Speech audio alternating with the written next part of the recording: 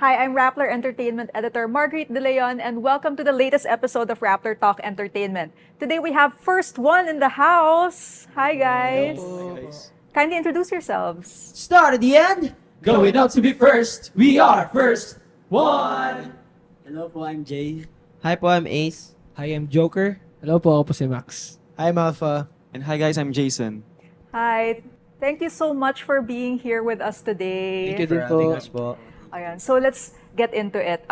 You guys debuted as a group in July 2020. So matagal-tagal na rin yun, di ba? So how would you compare who you were back then to how you guys are ngayon in 2023? Grabe po, for me po, sobrang layo na po namin simula nung nag-debut po kami. Kasi back then po, we're just babies po dito sa industry natin na P-pop. So, nangangapa pa po kami. Hindi pa po namin alam kung ano po yung alam naman po namin kung ano po yung pinasok namin. Pero hindi pa po namin fully grasp yung kabuuan ng P-pop industry. So, masasabi po namin na malayo na rin po narating and malaki na rin po yung na-improve po namin di lang po as a group, pero as an individual din po. So, as a singer, rapper, yun po yung masasabi ko po. That's I great. think it's important to note din po na at the same time, though we've come this far, we're still the ones that debuted way back. Right. Because we will never finish to become students of this game po. Like, the craft of singing or the craft of the artistry that we're trying to develop and grow. We're still students ever since we started up until now. Yeah, there's always something new to learn. There's in the next few years, I'm sure there's new things that you guys will discover about yourselves. So, why do you think yung P-pop has made such an impact internationally? Hindi lang sa Pilipinas Parang internationally, ang dami mga P-pop fans na hindi Pilipino. Why do you think there's such a draw for P-pop in the global industry?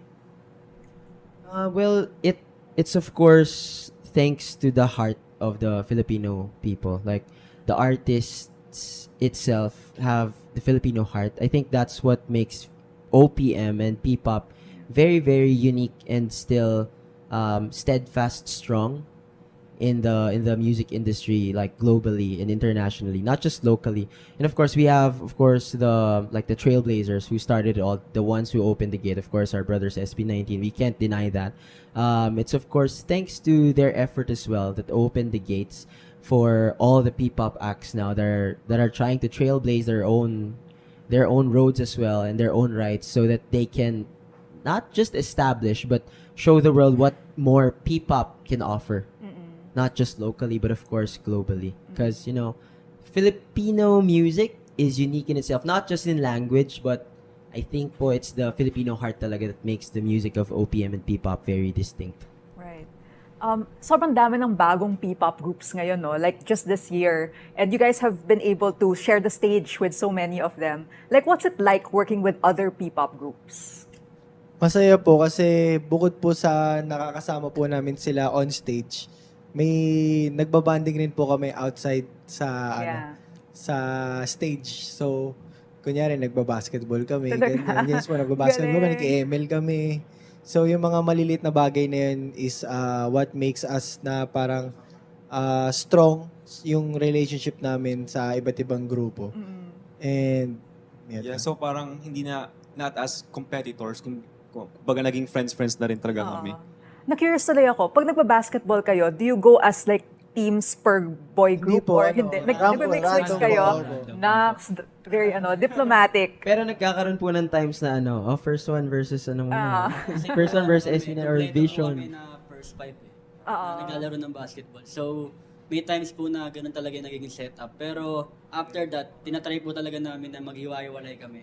Para makalaban naman namin sila dahil magkakampi naman namin. Sawa na ako sa'yo eh. Parang ganun. So, sawa na kayo sa yun. Okay. So, you guys were the first Filipino boy group to perform at the Seoul Music Awards in South Korea. thank you po. What do you remember the most about that experience? Ako po. Yung lamig. Yung lamig. Sa akin po yung, floor. yung audience talaga. Ay, audience. Kasi sobrang laki po nung venue. Right. Tapos, ako po, first time ko mag-perform ng ganon, kalaking stage, Yeah. tapos ganong kalaking crowd. So, parang nalula ako. Oo. Pero, buti naman po na, naka tawag doon? Naka-adjust ako. Tsaka makapag-perform na maayos. Okay. Tsaka ano po, I think yun po yung first time na ano. Kasi po, di ba, karamihan po kasi sa amin, galing po sa dance community. So, sumasayaw-sayaw na din po kami. Tapos, first time po namin, first time ko po na na-realize na kinakanta ng audience yung Lyrics nyo. yung kanta po nung sinasayawan po namin. Like, for example, yung BTS songs, mga ganun po. Yun po kasing ginamit namin. Tapos, may chant sila. So, nabigla rin ako na, alam nila? Parang ganun po. Kasi usually po pag sumasayaw po kami, sanay po kami na parang tahimik lang, sisigawan lang, ganyan. Pero sila sumasabay talaga. Kaya na-culture shock din po ako somehow. Ganun po. Saya. Share ko lang din po kasi meron kaming stunt na ginawa ni Joker doon. Tapos nung rehearsal po kasi sobrang lamig sa dome. As in wala pa yung heater noon. Oo, tapos wala pa masyadong tao, di ba? Straight airport to From Tech airport, Talaga? airport, Oh my God. natulog kami sa airport. Oh, Tapos sinundo kami ng bus. Diretso po kami ng rehearsal sa Oo, dome. yeah. Oh my God. Tapos after that po nun, may stunt kaming ginawa. Nung niran namin yung buong pyesa, nagkamali ako. So Right. sobrang kabado na ako nung malapit na yung Oo, go time na. Opo, yung go Oo. time namin. Pero thankfully and thank God na pull off natin. Okay. Share ko lang. SKL. Tumama yung mukha po niya sa floor. Nung Seriously? rehearsal. Oh my God. Pero hindi naman serious po yung... Sobrang lakas ng spin niya po sa air. Okay. Buti hindi ka naman na-injure or anything. Yeah, oo. Okay. Baka may band-aid ka during the no. So, what do you guys think sets first one apart from other P-pop groups? For me po, hindi naman totally set apart. Mm. Pero I think po yung first one, meron talagang distinct sound as of now. Parang powerful, manly yung mga music namin. Tapos syempre po sa character, syempre Jason, as a Jason talaga. Tapos as a group po, kumbaga pag first one, yung mga 4-1 po, ina-expect na talaga nila na yung ipe-perform namin, more on dancing, tapos powerful talaga yung music. Awesome.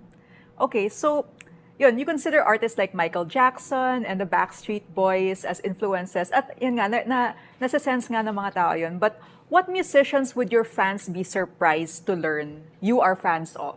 Like yung kakaiba. Like, who are your unexpected favorites? Ako po, may share po ako dyan. Sige. Kasi po, di ba nag-shooting po kami ni Jason and ni Ace sa Korea. Nag-stay kami doon ng 1 month. And then, kada balik namin sa room namin, automatic si Jason, bubuksan niya yung YouTube. Okay. Kasi piplay niya yung mga Taylor Swift na kanta. Oh, you're a Swiftie. Opo, lalo na yung Are You Ready for Swiftie It? talaga siya. Tapos, Oh. as in 1 month ko naririnig talaga yun pagpasok pa lang. Den. Sabi ko, ayan na naman. Tapos hanggang sa na-hook na ako. So, naging Swiftie na rin ako Oh at my some God. point. Oo. Kaya, yes, Mag-Eras Swiftie na tour rin ka ako. ba? Yes, next year. Yes! Okay, nakapila ka pala dun sa ticket selling and everything. Actually, kinakabahan po on time. Oh my God. Naging Okay. Swiftie ako. Pero sa part ko naman, parang nakaka-proud na parang may nahawa akong Swiftie. Ganun. Tama. Parang, oh my God, ito yung goal ko talaga eh. Oo. Yan talaga yung goal ko as a To Swiftie. spread din. the influence. To spread, yeah. Correct. Meron pa po yung third-person point of view. Kasi one day po, rest day namin, kaming tatlo. Tapos we decided to go to Gangnam. I think Gangnam ba yun? Basta Gangnam po kami. And then nag-train po kami, train ride. So, nilid ko sila sa train ride. Tapos nagulat ako, bigla akong kinalabit ni Alpha, sabi niya, tinan mo to, Lods. Lods tawag niya sa akin, tinan mo to. Tapos sabi ko, ano meron? Si Jason po kasi, usually, naka-earphones po siya. okay. Yung headphones or earphones. Yeah. Tapos, po, ang ginawa niya bigla, tinapik niya ako, sabi, tingnan mo to Tapos bigla pong kinanta niya yung part na pinapakinggan ni Jason na hindi naman naririnig. Tapos same song. So, ganun po niya ka-master kung ano yung mga pinapakinggan ni Jason everyday. And share ko lang po, that was Bejeweled. Kasi di ba sa TikTok, parang may trend na walk sa Bejeweled. Yung, let's believe I'm still Bejeweled. Parang doon niya na-identify nung time na yun. Basta ako na si Jason eh. Ako, meron akong artist. Eto. Sino? Sino? Ano po ako? Lately po kasi, very na-hook ako sa mga R&B na underrated. Sila, Jones. Oh my God, nakalimutan ko tuloy. Kasi kayo, nagkwento kay Swiftie. Hindi. Kumanta ng ICU, kung kilala niyo yun, ICU, Jones yung pangalan. And with you, and see you. Basta ganun. Tapos, more on Hip-hop music, J. Cole, Nice. Sersky. ayun, Drake, ganyan. Kaya yung mga artist na kinahiligan ko ngayon. Marami po actually yun. Same din kay Max, sure ko din. Ako po, hindi ata expect ng mga tao na fan ako ng rock music. Pero super duper big fan ako ng One Ok Rock. If you know them, nag-concert po sila recently sa Araneta Coliseum. Yeah. So, ayun po, super duper fan ako ng rock band na yun. Awesome. Okay. So, if you guys weren't making music, like what would you guys be doing now? Like, ano yung alternative jobs? Me, Isa-isa yata to, no? Isa-isa. ako po, teacher po ng, Teacher.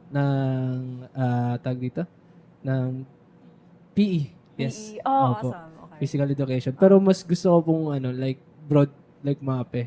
Ganun. Gusto ko po kasi talaga nagtuturo eh.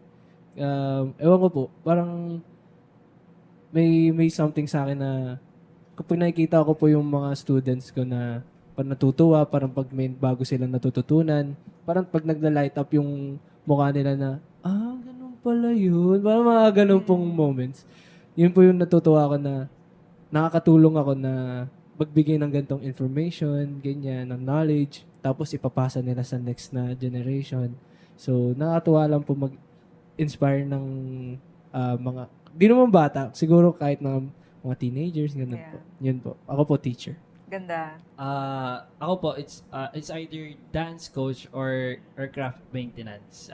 Mechanic, aircraft Oh, maintenance. cool. Aircraft Opo. maintenance. Kasi tinapos ko po, tsaka si Jay, Oo. aircraft maintenance technology po. Okay. That's awesome. Kasi po Ang siya. problema po, nung naging magkaklase kami, naadik lang kami magsayaw. So, So parang malapit na kami ma-drop. Pasok na tayo. Pasok na tayo. so, sumayaw ba kayo ever sa tarmac? Like, dun sa tarmac ng plane, like, sumayaw ba kayo ever? Ano yung sa helipad? Sa helipad? Meron din. Saya. Sa recent na music video po namin, meron din Okay. part doon na nasa helipad po kami.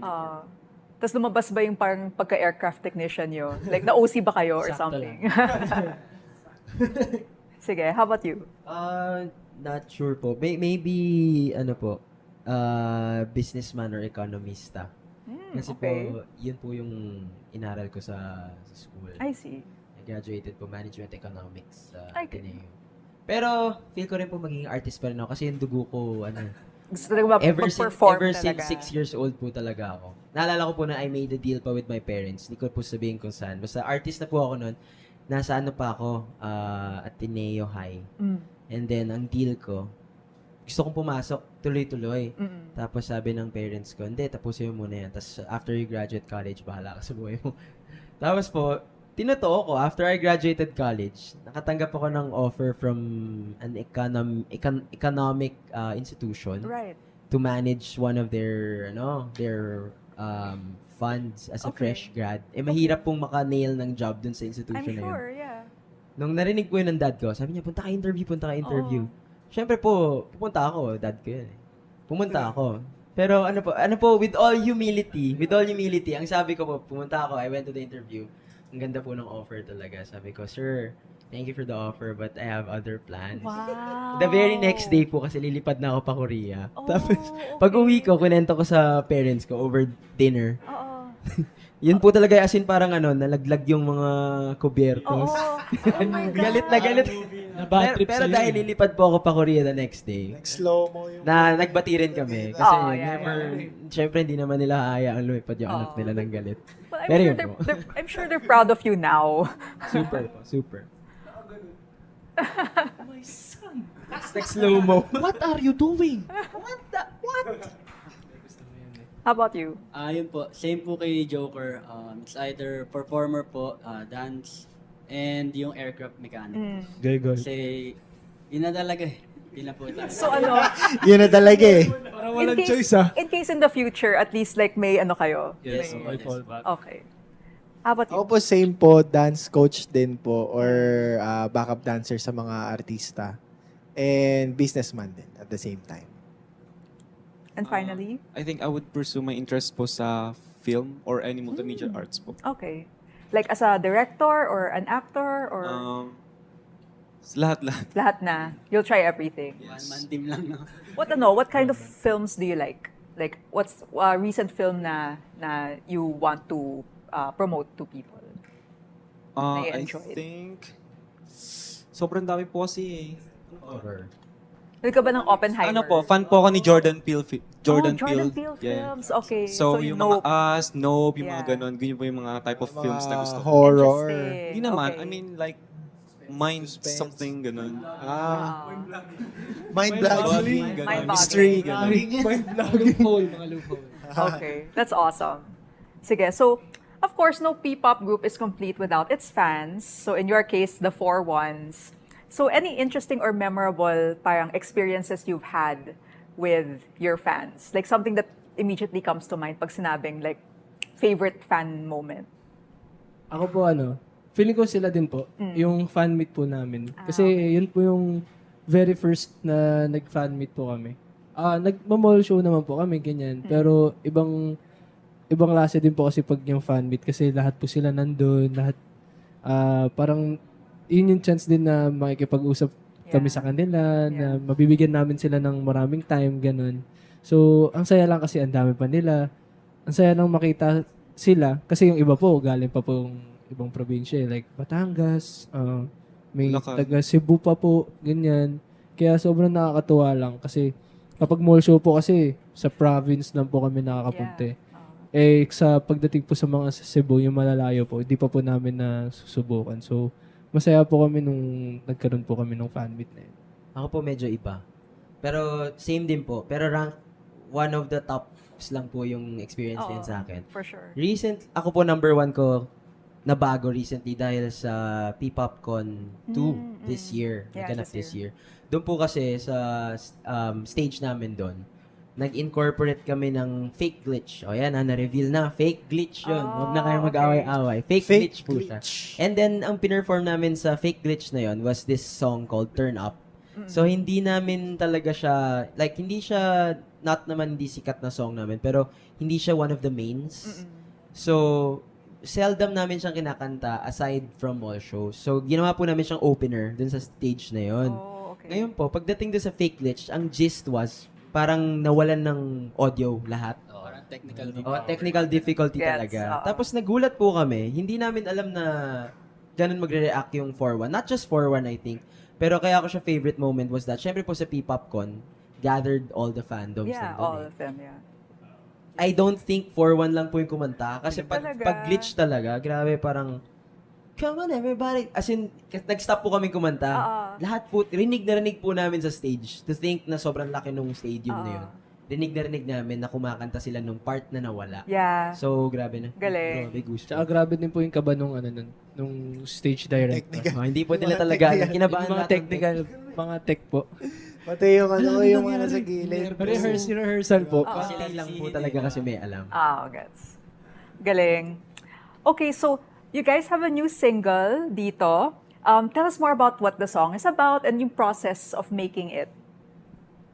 Well, Tito is a song po na we just wanted to create something that like not just our fans pero music lovers, music enthusiasts, pag narinig nila, uy, ang saya nito i-jive or chill lang, pakinggan, close your eyes, makatulugan naman yung kantang yan, whatever you want to do habang pinapakinggan yung song na yan, something lang na magugustuhan ng mga tao, like sa ears and sa heart nila.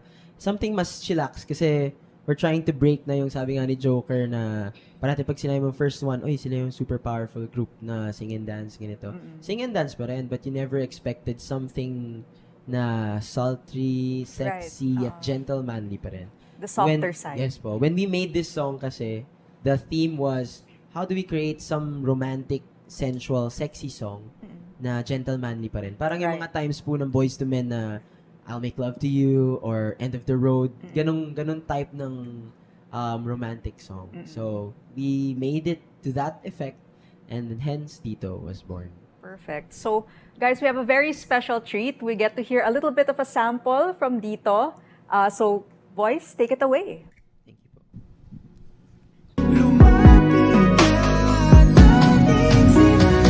Dito, ay magsayawan dito, patungo sa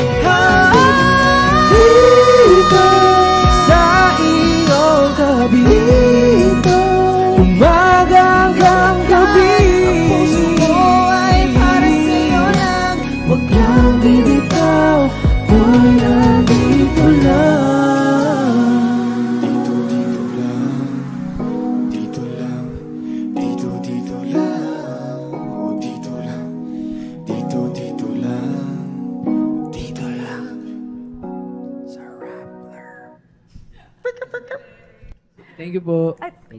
Yeah, you're right. Like, it's a very Boys to Men type song now that, like, you mentioned it. So, we can't wait to hear the full thing. Thank you po. Ayun. So, before we go, any final messages to your 4-1s watching? Hi 41. Maraming salamat sa pagtuloy na pagsuporta sa amin. I hope na makita na namin kayo very very soon. And always remember na nandito lang kami para sa inyo. And to keep you guys updated, may sasabihin daw si Joker. Syempre, sa mga bago lang, sa mga first time lang makakita sa amin at mapanood, you can follow us at First One Official.